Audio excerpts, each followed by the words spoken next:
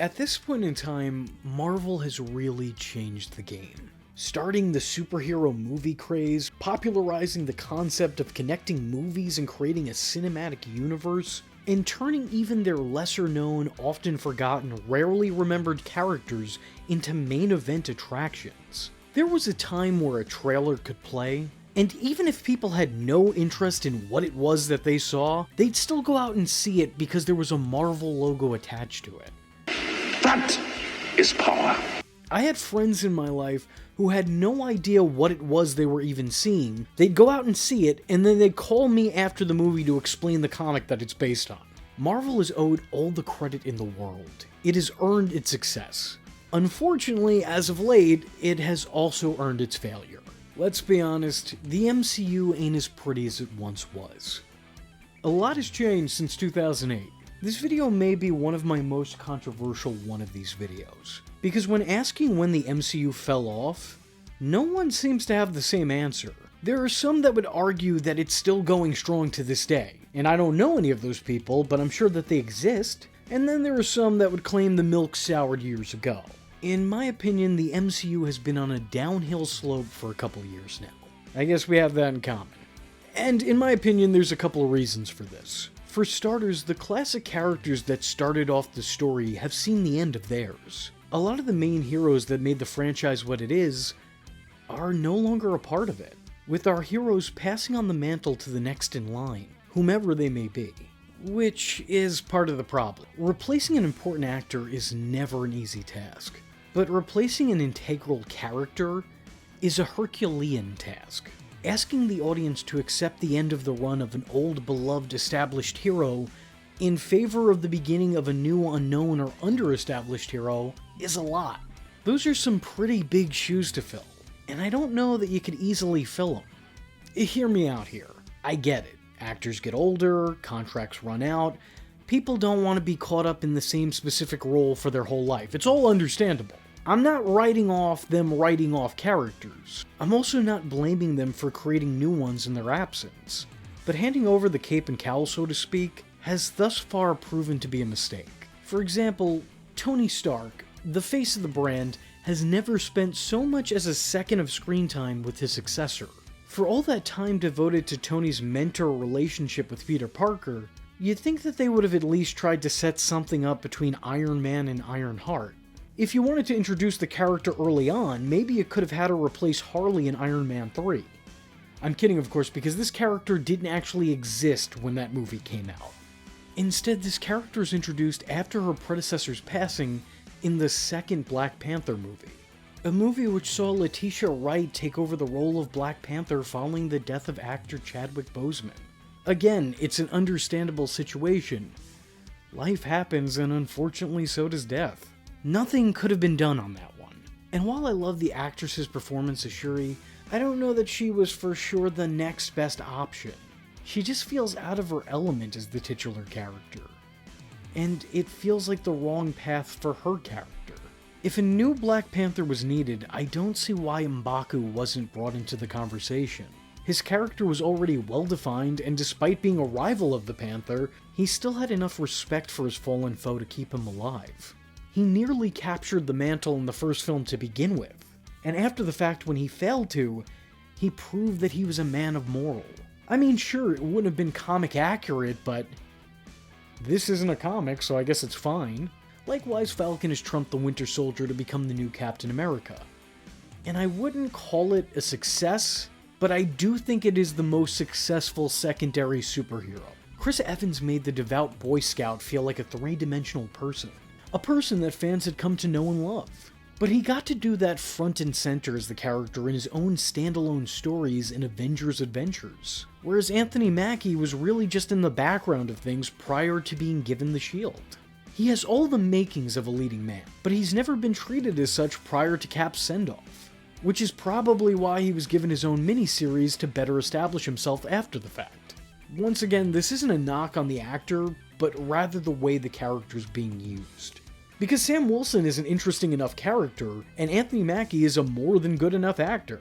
But he's been showcased as a sidekick B-tier superhero, without any actual arc that sees the character develop. At least on the big screen. The man wasn't given enough screen time before he was made into the myth. And then add on to it that narratively speaking, it might have made more sense for Bucky to take over the mantle. And it can make things feel a little bit underwhelming. I just don't think that this next generation of heroes elicits the same response as the previous one. It seems that with the fall of the faces of the franchise, has come the fall of the franchise itself. Which may be why their exit had opened the door for the entrance of a few more familiar faces.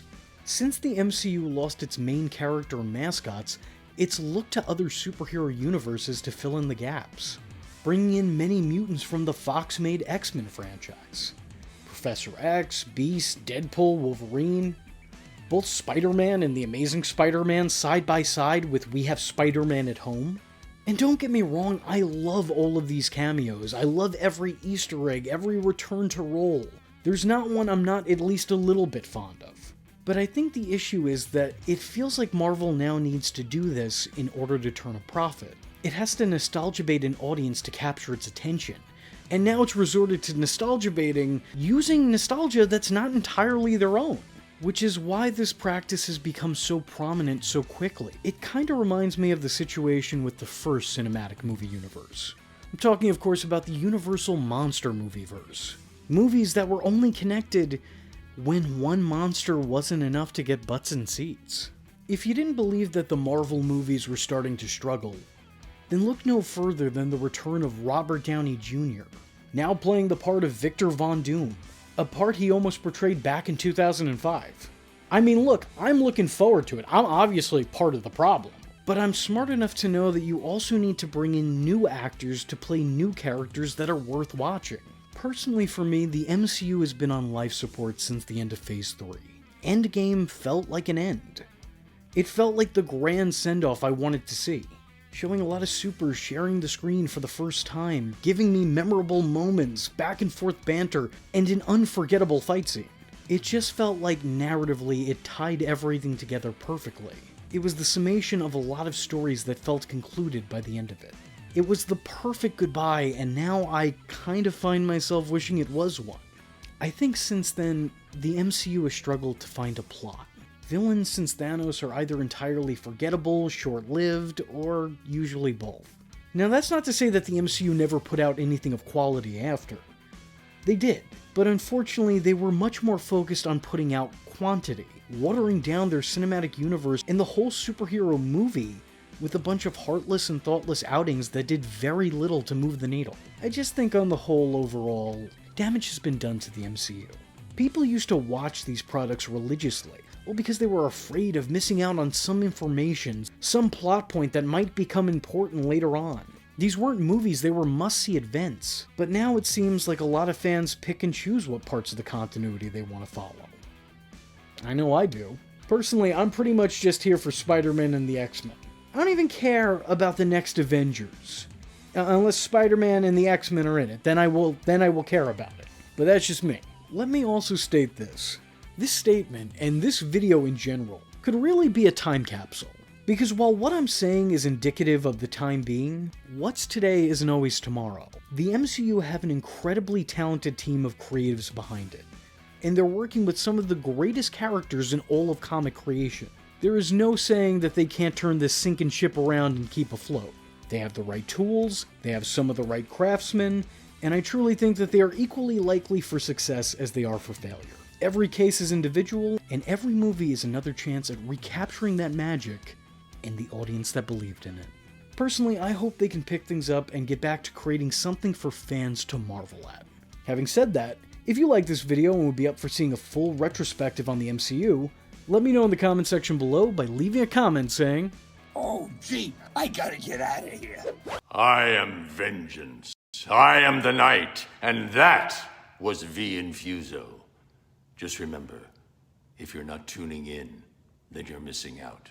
So, if you like the words that came out of his mouth hole, and you too would like to become a V-generate, don't forget to like and subscribe.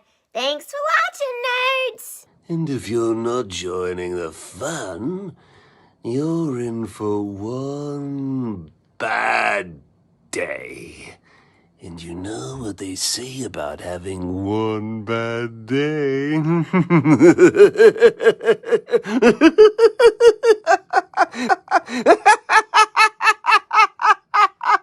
Catch him next time. Same bat time. Same bat channel.